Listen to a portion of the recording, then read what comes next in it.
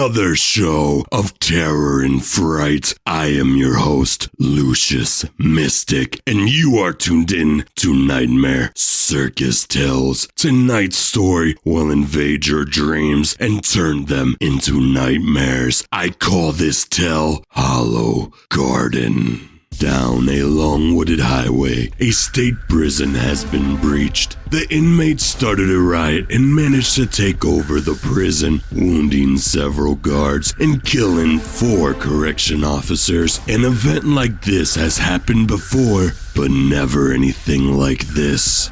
There were a few officers who managed to escape to the warehouse block, but the prisoners were making their way to that side of the prison, and a delivery truck arrived just before the riot happened. So a few officers warned the delivery man that his life was in danger, and if he was smart, he would get back in the truck and leave while he still can. They managed to get the fence locked and wrapped a large chain around the gate, then locked it in hopes that the prisoners would not be able to escape, because the officers knew if that happened, a town a few miles down the road would be terrorized. Just as the officers managed to escape, a bunch of men ran into the gate as hard as they could, trying to burst through the fence. The officers backed up in fear, one trying to radio for help, but they were miles away on a highway in the middle of nowhere, so it would take some time for any help to arrive. As for the other officers that were stuck in the prison, if they weren't captured already, it was only a matter of time before they met their demise, because the officers didn't have enough bullets to fight them off. Meanwhile, the delivery truck was already a few miles down the road, contacting dispatch on the radio, letting them know that he couldn't complete the delivery due to the riot. After he hung up the receiver in the distance, he saw lights flashing for as far as he could see. There were SWAT trucks, cop cars, and unmarked black SUVs. There were even military trucks speeding towards the direction of the prison, and following behind were 2 helicopters soaring fast through the sky. Once all the emergency vehicles were no longer in sight, a man dropped from the bottom of the truck, rolling towards the edge of the highway as fast as possible to avoid being hit by the back tires. He ended up in a shallow ditch on the side of the road. He waited before he decided to stand up because he didn't want to be spotted, and wearing an orange jumpsuit would be a dead giveaway.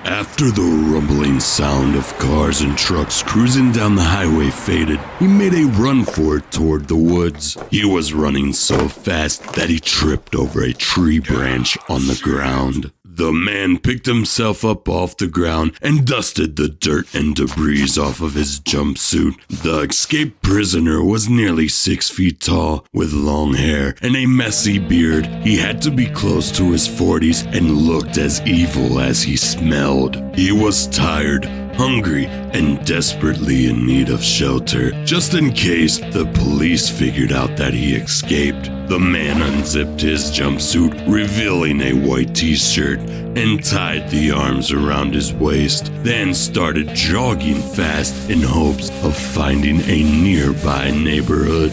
In the meantime, while the man was venturing through the woods, there was a neighborhood 7 miles in the direction he was headed, and a short old lady was getting ready to go outside until she heard the news on the TV in her living room. The anchorman said, "Breaking news, there was a riot at 8:30 this morning at the Clarksdale prison. The prisoners had breached the whole prison with reason to believe that the officers who didn't escape are being held hostage, and reports from officers that managed to escape said that during the hostile takeover, they witnessed officers being killed. We will keep you updated with any new developments, but the good news is they have a SWAT team, police, and even military on the scene. It is now 11 a.m. and you are watching News Channel 3. The old lady turned off the TV inside and she walked to the sliding glass door going out to her backyard. She said to herself, "These darn convicts never learn. I hope they get what they deserve. Trash. They're all just terrible trash." Back in the woods, the escaped prisoner was drenched in sweat, tired and in severe need of hydration. He had no idea what time it was, but he knew he had to have been walking for a few hours for sure.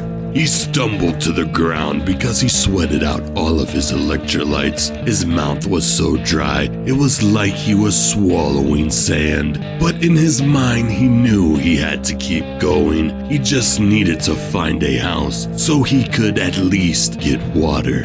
So he forced himself up and started walking again. He kept stumbling and panting, but he wouldn't give up. He kept pushing forward. After walking for at least another 20 minutes, in the distance, he saw a fence with vines wrapped all around it. As he got closer, the brush and trees cleared, and he found himself at the fence looking at a big backyard. The backyard was something he had never seen. There were big bushes cut into the shape of animals, sunflowers that reached at least 8 feet high. There were rose bushes, wooden swings, and lifelike deer yard decorations. There was a gazebo that looked like it was crocheted in rose vine and had a water fountain with concrete swans shooting water out of their mouth into a little pond that was in front of the gazebo. Across from the gazebo was a lattice archway. On each side were bushes that were cut to look like animals. One looked like a deer, the other resembled a bear. Under the archway, there were 2 old gnomes. One was holding a pickaxe, and the other was holding a pitchfork. They looked so old that moss was growing on them, and throughout the yard, there were several peach trees. He then soon noticed the old woman as she was placing flowers around the gnomes, as well as ceramic raccoons, squirrels, and weirdly enough, a tree statue with a face in the trunk of the tree. The man just watched, contemplating how he could fool the old lady. So he decided to wait until it got darker to approach the house so it would be difficult to see him.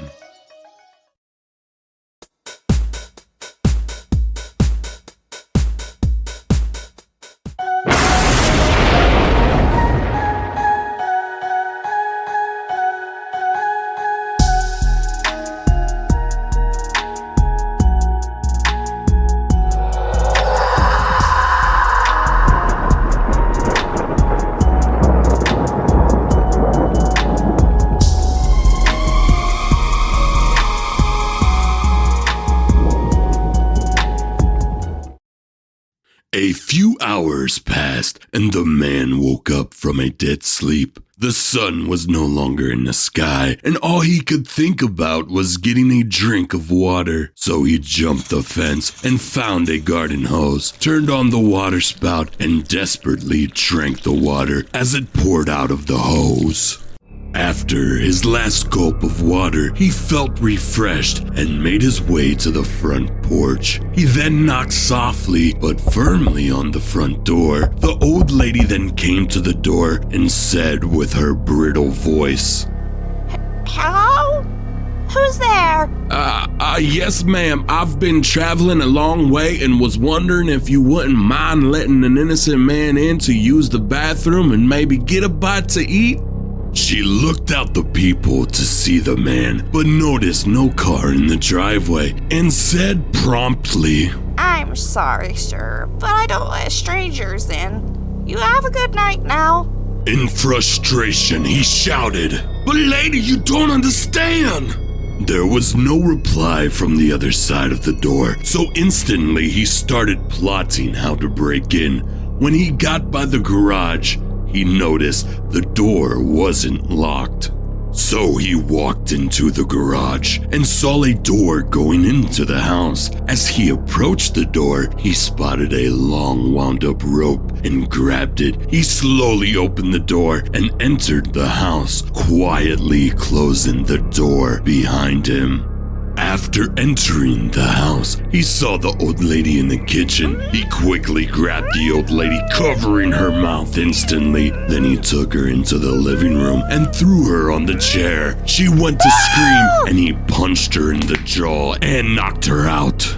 After a few minutes, she woke up in a haze and slowly realized she was tied to the chair and her mouth was duct taped. Standing in front of her was the man scarfing down a sandwich, saying to her, All right, Granny. This didn't have to go this far. And now if you do as I say, you will make it out alive. He turned the TV on for the lady to watch and left the room to raid her refrigerator. As he was devouring whatever food he could find, the breaking news logo flashed on the screen and the news reporter began to say, To update you on the prison riot that happened earlier this morning, the emergency rescue crew was able to gain control within a few hours. And with that being said, after a prisoner count was conducted, they were all accounted for except for one. His name is Charles Buckley. He is considered dangerous with or without a weapon. If you are within 10 miles of the prison, remain cautious. Police will be out looking for him. This is Channel 3 News, saying please stay alert. Charles came from around the corner and started laughing, and then said, Well, Granny, it looks like you know my name. I'll make this easy. I'll find some clothes that will fit, that I could change into, and in the morning I'll be gone. If you're good, I won't have to turn you into fertilizer. A firm, loud knock came from the front door, followed by a deep voice saying, This is the Clarksdale Sheriff. I'm doing a wellness check due to an escapee. Charles started sweating bullets and panicking, so he ran into the kitchen to grab a meat cleaver, then hurried back to the old lady and placed it to her throat and violently said, You better be a good old granny and get rid of them fast, and you will live. If you scream, I will slit your throat. He untied her and removed a tape from her mouth. As she walked to the door, he pressed himself against the wall, ready to slice her throat. If she gave a single hint, he was there. She opened the door slowly, saying, Well, good evening, officer. I'm so glad to see you. Charles tensed up, ready to cut her neck, as she continued to say, The peaches are blooming beautifully in the backyard, and with the new fertilizer I have, they will be big and juicy. The sheriff laughed and said, Well, in a few weeks, I'll definitely purchase some. But I'm actually doing a wellness check because of a prisoner that escaped during the riot this morning. The old lady smiled and said, Well, I hope you catch him. You have yourself a good night, officer. He replied, Yeah, you do the same and call us if you spot him. She replied, Will do, sweetie. The old lady walked back to the chair while Charles watched out the people to make sure the officers have left. When the ghost was clear, he turned and jumped in excitement and said, Woohoo! Good job, Granny. You're one hell of a team player. She looked at him in a dead stare and said, They're gonna get you, and when they do, you will regret it. Charles laughed and said, Well, what, bitch? The cops left. I'm in the clear. As he put the rope around her again, tying it tight so she couldn't get up, she started to say, Kimberly Miller must have really taken your pride. He looked at her confused and said, How do you know about her? She laughed and replied, She told me you killed her because you have a small dick and couldn't please her. You couldn't handle the truth. Charles punched her so hard she instantly went to sleep. And that same moment he heard the sound of glass breaking in the kitchen. So he went to investigate, and the sliding door glass was laid broken all over the floor. But yet, no one was there. He walked out on the deck and no one was there.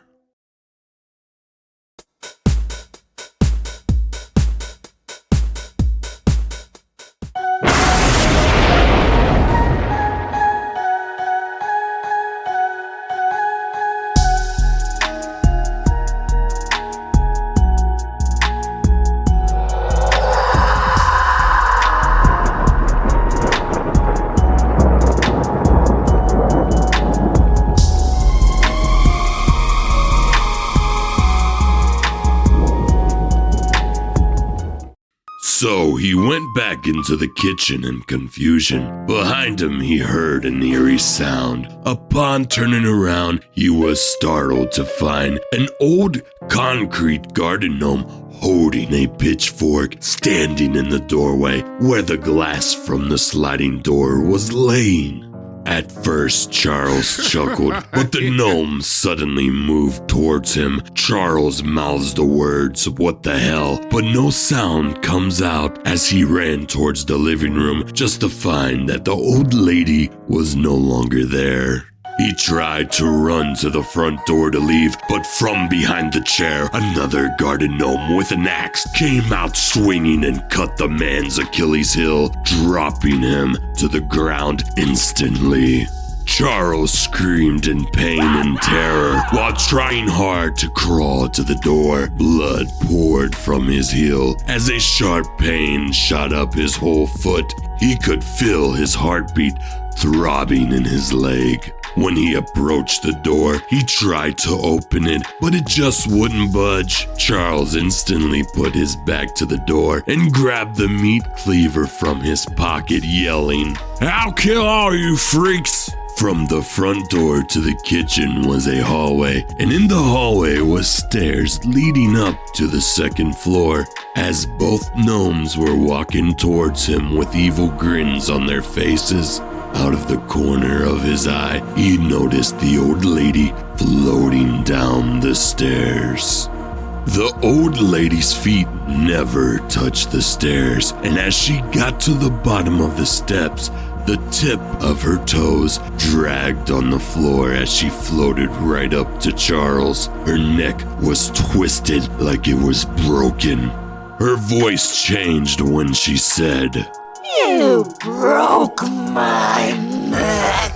You piece of shit! Don't you know you should respect your elders, asshole? Charles yelled back, "I'll kill you, you old bitch!"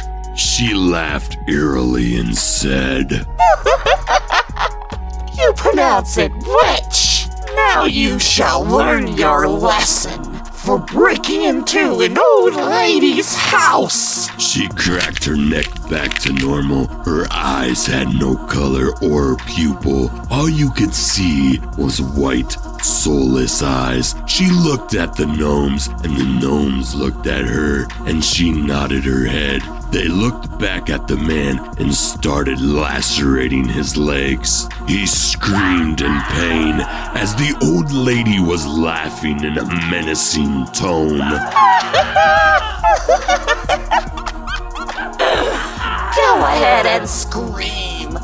No one will hear you. The gnomes pulled him to the kitchen through the glass that was on the floor, and his body went limp as they dragged him outside to the gazebo where the peach trees were. It's funny how you said you were gonna turn me into fertilizer, you brainless convict. Because that's exactly what I'm going to do to you, Charlie boy.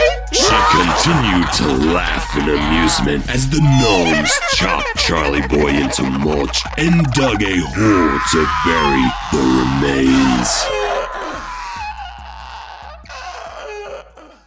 The next morning, the sheriff knocked on the door, and the old lady promptly answered. Hello, Sheriff.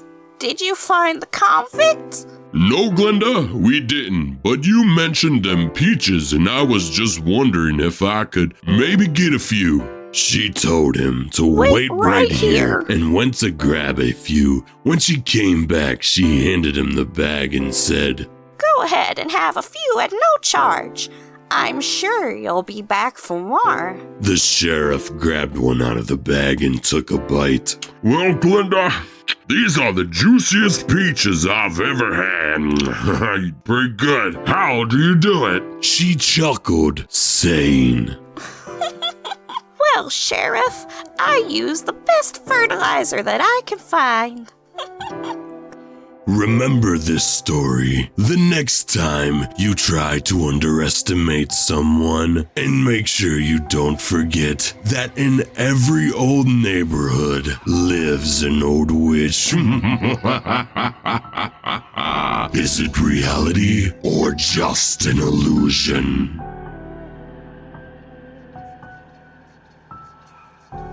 I want to thank everybody for tuning in to the second episode of Nightmare Circus Tales, starring William Soundz and Sue Ann Savarelli as the old lady Glenda. And I also want to make an announcement that we are dropping the Voodoo in the Voodoo Circus Studios. It's going to be called Soundz Circus Studios. Like the phoenix from the ashes, we rise anew and soar to even greater heights. Thanks again for tuning in.